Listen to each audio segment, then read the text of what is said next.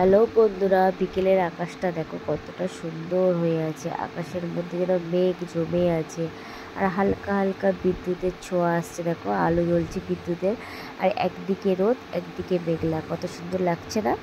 ভিডিওটা কি ভালো লাগছে।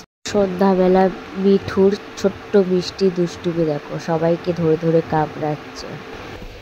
सर जो तेरा चकराए या दिल डूबा जाए आजा प्यारे पास हमारे काहे লিমকা घबराए। হামকো পুকার, একটা গান উঠেছিল না? মাথা ধরছে বলে আমার মাথা নাড়ছে, মাথা ধরছে, ঝুঁটি তো আমার নাড়িয়ে দেবো, ঝুঁটি তো আমার নাড়িয়ে দেবো।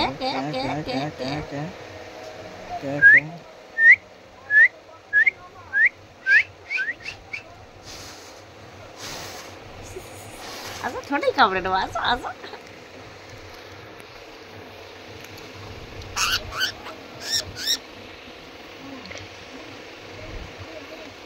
For 3D print.